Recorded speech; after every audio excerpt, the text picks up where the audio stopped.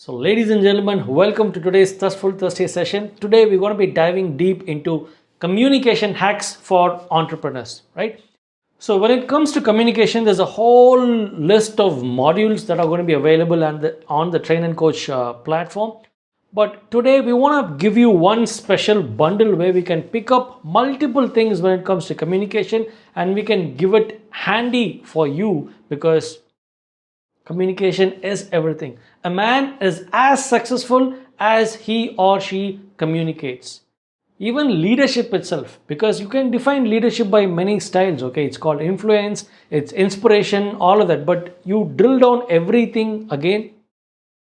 Leadership has got nothing to do with your age. Leadership has got nothing to do with your gender. Leadership has got nothing to do with the way you look, the color, the texture of your skin, height, weight, nothing. It actually boils down to how effectively you will be able to communicate and inspire others. Again, it comes back to that basics of being able to communicate really, really well.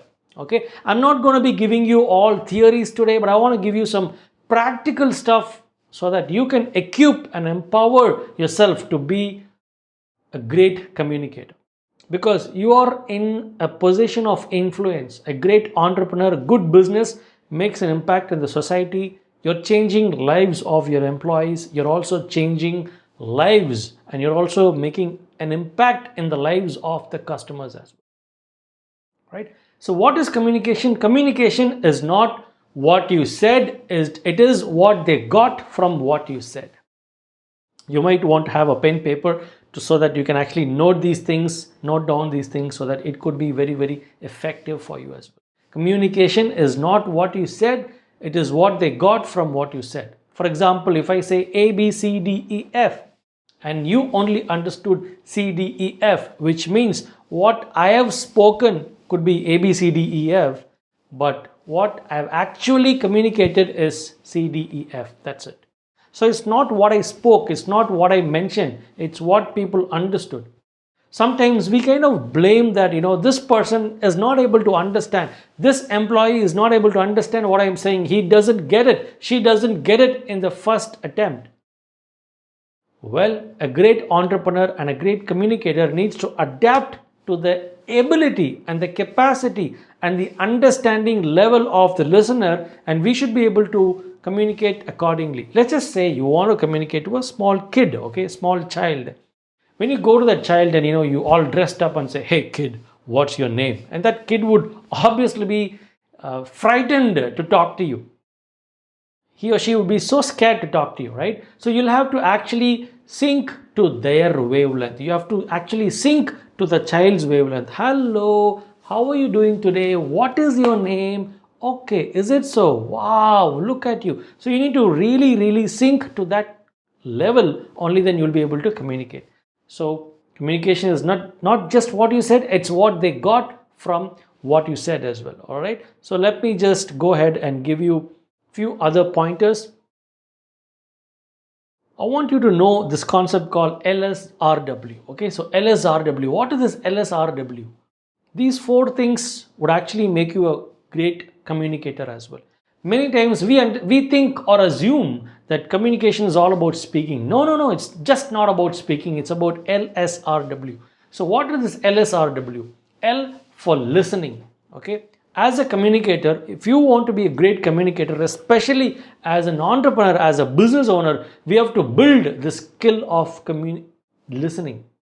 Okay. Holistically, we can call it communication, but in parts, we'll call it LSRW, L for listening. Why God has given us 2 ears and 1 mouth? Because we need to listen more and speak less. There is a very clear difference between listening and hearing. Hearing is you're letting it in this year and you're letting it out in that year.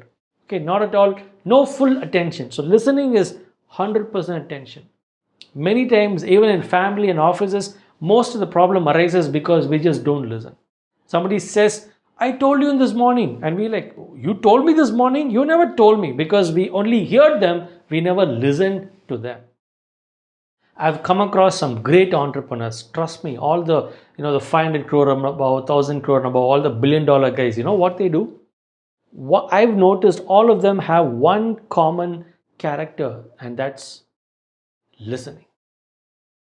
This billion-dollar entrepreneur has invited us to give a presentation, and they look at us and they listen to us as if they don't know anything.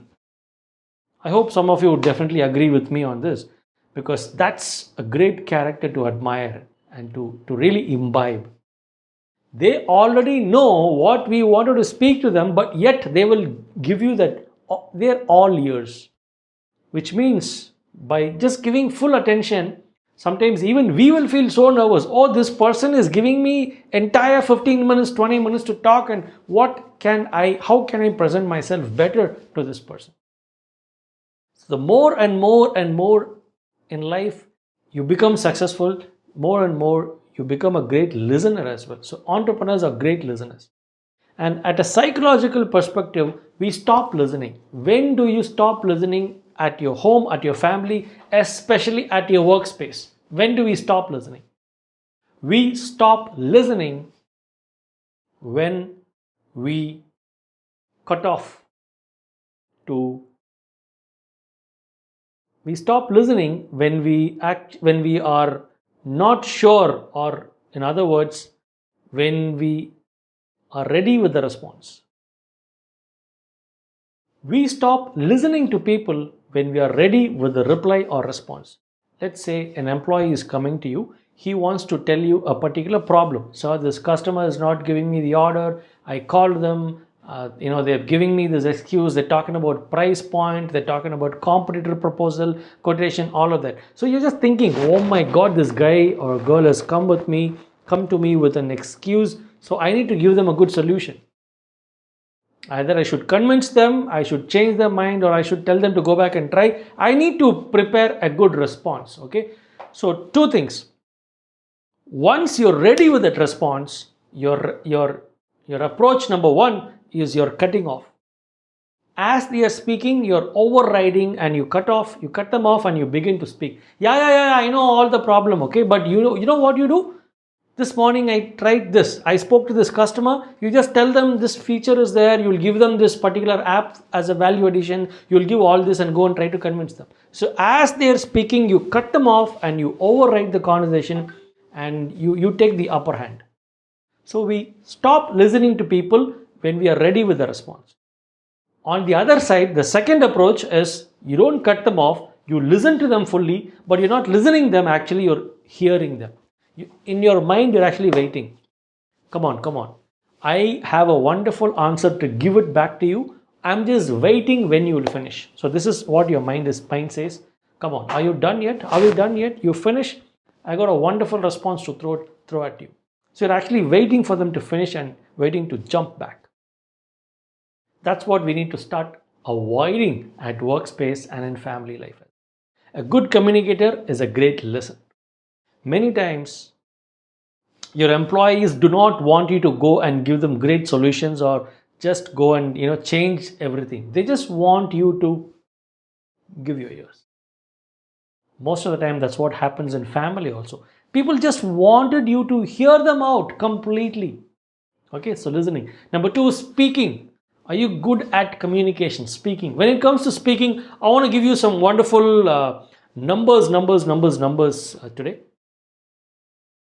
So we believe communication is all about good speaking, but it's not just about speaking, it's about listening, speaking, reading and writing. So that's why it's LSRW. When it comes to speaking, I'll give you the statistics, okay? Human brain thinks. We only think and we speak. No, we don't speak without thinking. We think and we speak. So a human brain thinks over 600 to 800 words per minute. Man, this is amazing, isn't it?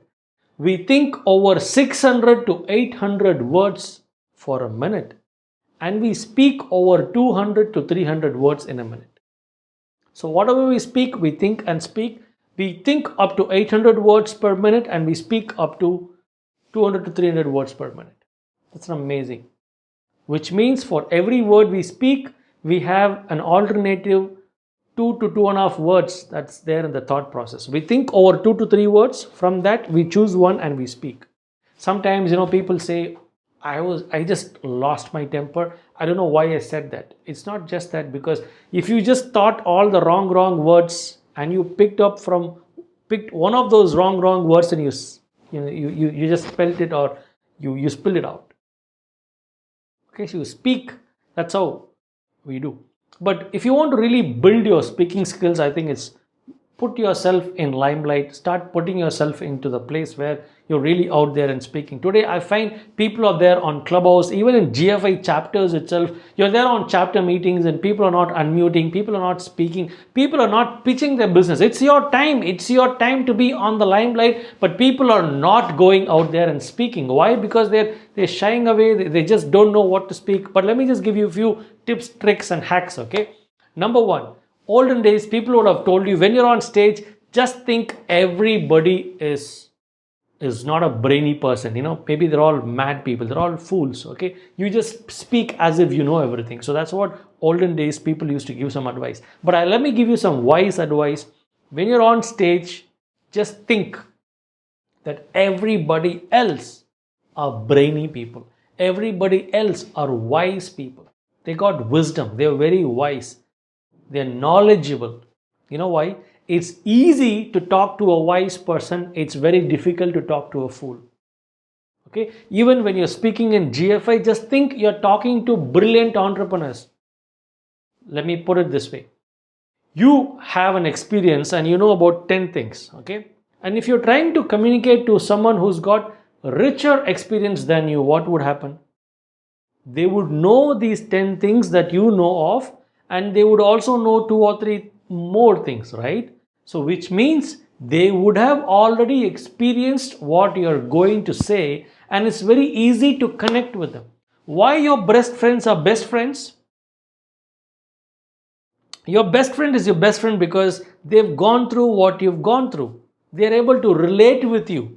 And your not okay friends are not very okay with you because you don't have a sync, okay? You don't have a good wavelength, you don't have a good rapport, we don't have a good understanding. When we say something, they feel you're talking something, it's going over and above their head. And when they tell you something, it's not really going inside. But when you talk to your best friends, things are really syncing well, because that's what communication is all about. So when you think, when you're on stage, when you're giving a presentation, when you just think that the other people would be able to understand me, that's a big relief, isn't it?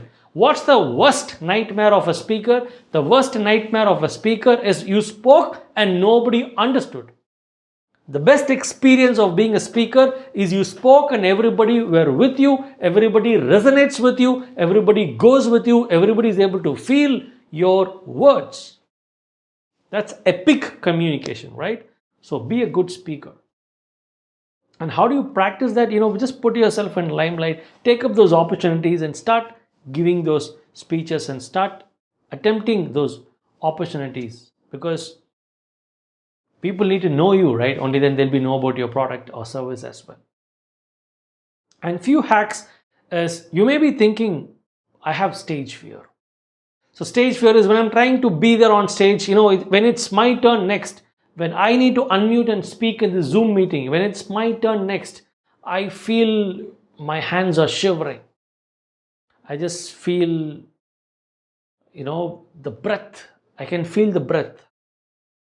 So because of all that, I have stage fear. No, the only difference is, see, there are certain things that needs to happen normally, okay? When you're trying to do something strange, your heart needs to beat fast. Okay. When you look at food, you need to feel hungry. Again, not every time, but during that lunch or dinner or breakfast time. When you look at food, you need to feel that hunger. It means you're normal. So when you are on stage, if it's your turn next and you have to speak, you feel a little bit of a, butterflies flying, that kind of a feel inside, right? You have a fuzzy feeling inside, which means you're normal. Nothing is wrong with you. The only difference between you and anybody who's rocking on stage is that they're okay with that feeling, but we are not okay with that feeling. See, even now when I'm talking, Would I have that feel? Would I have that, fuzzy feel? Yes, when I start, it would be there. But only difference is I am being okay with that, and some people are not being okay with that. Oh my God, I can feel something's different in my breath. Oh my God, my hands are shivering. Oh my God, I feel different. Oh my God, I don't want to forget what I wanted to talk. The more you focus on all these problems, you'll become out of focus in the meeting. Okay, the more you focus on the customer, the more you focus on the message, the more you focus on the audience, the more you focus on the impact and the outcome of the message, all these things doesn't matter. So I ask, or any successful person would ask, so what? Yes, my hands are shivering, so what? Yes, my breath is different, so what? So the focus matters. What's the focus here? The focus here is to duplicate the information. What is communication? Communication is whatever message I have to duplicate this information to somebody else's brain. Because it is not what I spoke, it is what they understood from what I spoke. It's like the diagram. If there's a good diagram in my mind, I somehow wanted to draw the same diagram in the audience's mind. I have to take this and place it over there. It's like duplicating the idea, the thought process, the concept, the information, right? So it's just transfer of knowledge or thoughts or feelings or emotions. So my focus is, if I understand communication in this way, in this session, my focus is I want you to understand communication in the way that I have understood. What communication means for me, I want you to get that. Okay, so if I fully focus on that, all the other small problems and challenges will not be a big deal. But what happens when you go out there on stage, your focus is fully on, oh my God, people are looking at me. Oh, the camera is looking at me. Oh, the lights are looking at me. Look at that person. That person's look is not right. I think maybe I have not dressed up properly. Oh, I'm stammering. I'm fumbling. Your focus is on you. I should not screw up. I should not make a mistake. So you're super focused on yourself and you're not really focused on the audience. This is why many times people fail in communication. But the way to succeed in communication is you need to be super focused on the audience. I want the audience to understand this.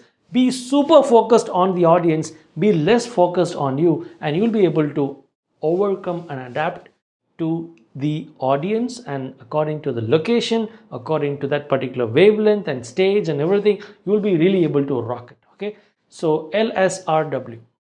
Coming to R, this R part is very important for your kids, so please go and give them some advice. So what is R? R stands for reading. Even for you to be a good communicator, you have to be a good reader as well. Okay, so many times people run away from reading newspapers and books and everything because we're not able to understand or grasp things.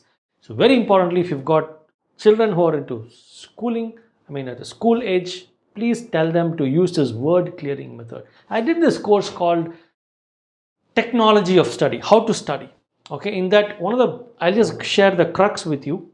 When a student is reading or studying, if the student is yawning, right? Maybe the student has come across one misunderstood word. Misunderstood word is one word for which the student does not know the meaning for. Let's say you're reading 10 lines. On the second line, the third word is miserable. Okay, so when somebody is reading the textbook, they don't know that word miserable, and when they bypass that word and read the other things, technically it means after that word, whatever you read is really not going inside. It's like the max formula. Okay, 10 steps sum. The second step you got a doubt, and if that's not cleared, third, fourth, 5, 6 step, nothing really goes inside. You're lost halfway through. So what you need to do is you need to follow this word clearing method. What's word clearing method? It may look simple, but trust me, it's super effective. You've got to look into the dictionary. Everybody teaches, even the school teaches how to look the word at the dictionary, in the dictionary, but nobody teaches how to use it properly. Okay, so what's the difference? When you don't understand a word, you open the dictionary, you look at it. Okay, so this is what everybody does. But what you need to train your kids to do is to clear the word. It's called word clearing method. What is this clear the word? See, you would have looked at 500 to 1000 words in a dictionary. Yeah. Do you remember all those words? No. Why? Because there is something wrong in the way you looked at the dictionary. That's the problem. So, for example, you looked at a word, okay, you use this word clearing method. You pick up that word and try to frame three different sentences, minimum three different sentences with that word. Let's say you come across a word called miserable. Okay, miserable means unhappy, not happy, sad. Okay, feeling sad, feeling dull, feeling down. Okay, so how to frame three words through three sentences with this? When there's no pocket money, I feel miserable. When there's no holiday, I feel miserable. When I have special class on holiday, I feel miserable. When the business is not going well, I feel miserable. When the internet speed is not good, I feel miserable. Great. And people can even have some fun statements. Maybe when I have great food and when I don't have a good juice with that, I feel miserable. When I go to the ice cream parlor and when I don't get my favorite flavor, I feel miserable. So you try to do all these fun things so that you're not able to forget that word. Trust me, with this activity itself, I'm sure for the next few years, maybe you might not forget this word called miserable. Whenever you're reading through or whenever in news or somewhere somebody mentions the word miserable, you will be able to recollect it. So that's the power of a brain. So you use this. And obviously your child might feel for every now and then I have to look at the dictionary, but they properly use it in a span of 6 months to 1 year. They would have cleared all the words and they could literally read anything. So LSR, last is W for writing. Okay, so writing is super effective. If your kids are studying in schools and those schools are conducting so many exams and tests after tests, I'm telling you that's too good. You know why? Because it's a writing exercise. What happens when writing? There's a thought process. 800 words thinking per minute, and giving the output of 300 words per minute. When we are speaking, people are feeling shy. The camera is looking at me. Others are looking at me. If I stammer, I cannot delete it, erase it. Maybe if it's a video, I can cut off and speak again. But when I'm talking live, I cannot cut off. But when you're writing, you are out of the stage fear. It's just you, the paper and the pen. Okay, you just keep writing. Even when I wrote my book, okay, when I mean wrote my book, I didn't literally write it. I actually typed my book, The 100 Hacks for Business Growth. But it was a wonderful feeling. You know why? Because for me, it was a challenge. Every chapter, I have to precisely put it under one page. So I'm like choosing the right kind of words. I'm just seeing how I can make it to the point and make it precisely neat and crispy as well. So that was a good journey for me. So I want you to start writing a lot of blogs and articles. Okay, let me tell you, I'm just going to try some of the other things as well. Once I do that, I'll share more details with you. What you can do is actually you can write. Okay, maybe if you're a printer, 5 reasons why printing is needed. Why good business card? Why good designs stand out from the crowd? 10 reasons why good design will convert into more business.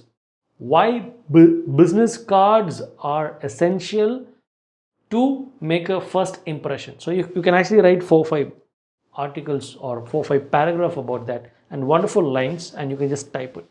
And the more you type, it's like when you speak, you feel like I don't know what to speak. When you type, that flow will go on and on and on and on and on. Okay, so you can actually type the whole thing. Then you can put it into something called teleprompter. Okay, so what's the teleprompter? You can actually look into the camera and you can set up the device. It's like that's what news readers are using. You can actually read out your entire article. You can just look into the camera lens like this, and you can read out the entire article like a pro, and you can make a video of that. You rip it off, you rip the audio, and you can make a podcast of that, and then you post that article that becomes a blog. That's called leverage. That's called leverage, content at scale. You make one content, it becomes an article, it becomes a blog. Take few lines and make it a Canva poster. You release a social media post, all of that. That's exactly what I intend to do in the coming days. I want to do content at scale. Super, isn't it? And again, when you're speaking, I just want you to know that really just go out there and give that message. There's something called emotional impact. Okay, how do you really make that magical effect? What is magical effect? When you're trying to communicate something, everybody in the room is able to feel what you're saying. In theaters, in movie theaters, it has happened, right? There's a good joke, everybody in the theaters with that laughter. Okay, when there's an emotional scene, most of the people in the theater are having that emotional feel of almost on tears. Why? When the right words matches with the right action, okay, words and body language, then when they come together, they create an amazing magic.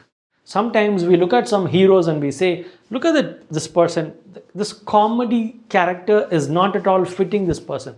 Great script, but poor body language. Great script, but poor body language. When the body language and the script matches together, it can make a magical impact. So every day is an opportunity for you to make an impact. Every day is an opportunity for you to really make that magical impact at your workspace, office, customers, and everywhere. And it's just about that body language. See the word super, okay, or the word super or no chance, okay, chanceless itself. When customer says, how's the product? This is a super product. This is a normal way of saying, right? This is a super product, awesome product. It's a fantastic product, chanceless, great product. Trust me, this is too good. Now I've added words and I've added my body language. Now just try without any of these effects. This product is good product, nice product, too good, great product. Now this is exactly what we've been doing all this while. Right words and the right body language, when you add both, that's when exact magical effect can be created in your workspace, in your business pitch, in your business intro. See, in GFI, you're going to be having a lot of presentations. You're going to be doing your 45 seconds business intros. You might be presenting your case studies, all of that. But those times, if you want to add life to your message, then you need to add emotion to your content. Okay? If you want to add life to your message, you need to add emotion to your content. Any content without right emotion is dead content. Nobody will even like it or share it. You want to give life to your live content, then you need to actually add great emotion to it. You can also do small video, self-video shoots, and you can just see how you're performing. And on top of that, you can even do something called impromptus. Okay, impromptus, you just pick up a word and you begin to talk about that for 1 minute or 2 minutes. No preparation, just impromptu. Okay, so just impromptu. Just pick up a word and let's just say the word is accountability. Just pick up the word and start speaking on it. The word is payments, receivables, just the business terms. Take a word called KPI, key performance indicators, or KPI gamification, and begin to start talking about that for 1 minute or 2 minutes or so. So that's when you build versatility in multiple topics. And if you don't know what to talk, whenever you're being a good listener, you grab great information.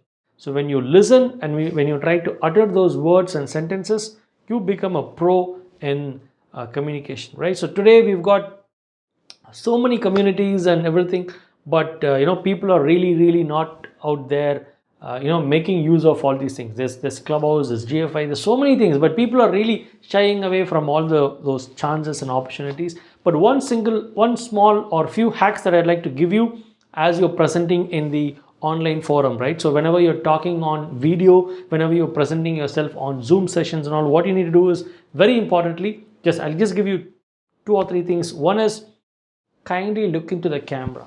See, I've got the monitor here, I've got the camera there, right? So when I look at the monitor, ideally I'm tempted to look into the monitor because I get very good feedback. I can see how I stand, I can check my posture, I can see all of y'all, I can see who's there in the session and all that stuff. But you're really not connected with me, right? When I look into here and talk, you're not getting connected with me. But when I really look into the camera and speak, you're able to really connect with me, right? So that's the important stuff. Whenever you're speaking, when you're listening, that's fine. You can just look into everybody else. But when you're speaking, try to look into the camera and speak, because that will give you, because of late the online world is picking up. So whenever you're on meetings, try to look at the camera and speak. And if you're using your mobile phone to shoot your videos, okay, maybe if you're having your selfie mode on, Many times I find people are only looking at the screen. Okay, at the corner of the left hand corner of the mobile phone is where the camera is, but people are not looking at the camera hole. You need to start looking at the camera hole, but people are only looking at the entire screen.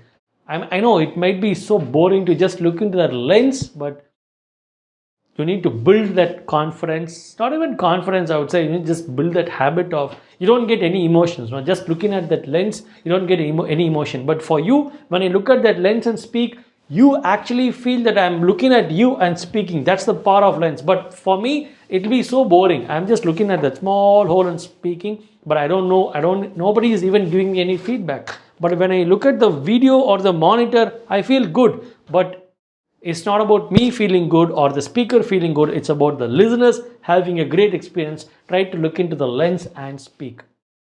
Okay. And also use your hands and gestures and postures well. I'll just give you a small example of spatial anchoring. Okay. So just imagine or just think, what is spatial anchoring? Anchoring means you're anchoring something.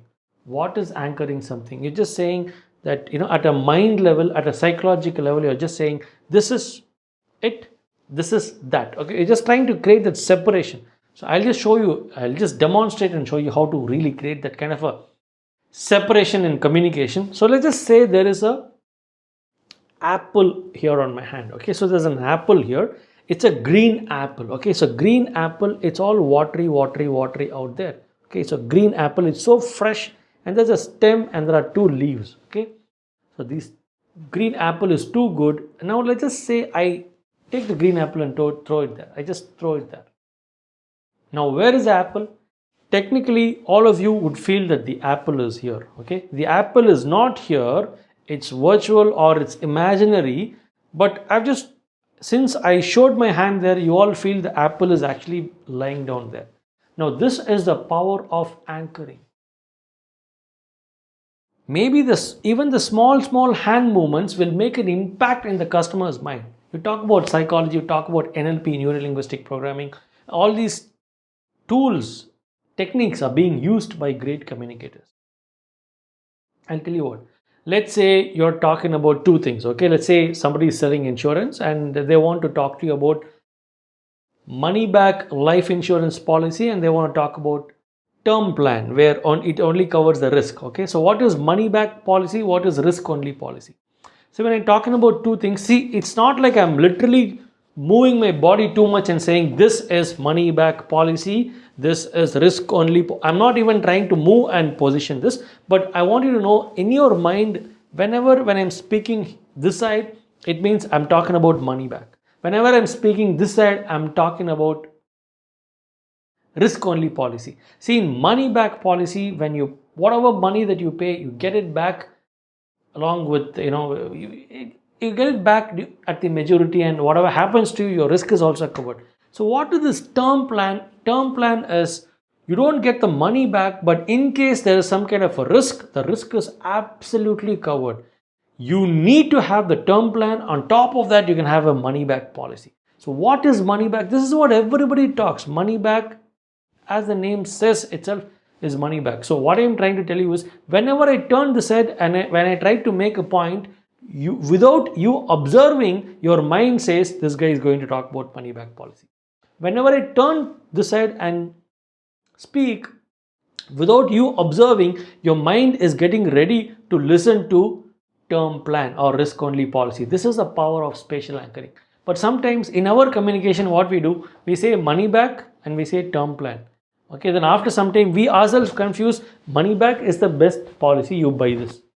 See, but here I was only anchoring, or I was only introducing, or I'm literally placing money back policy, but I'm just turning it outside and just saying, this is money back, and all that confusion happens. So you just split it differently. So that's what is very, very important.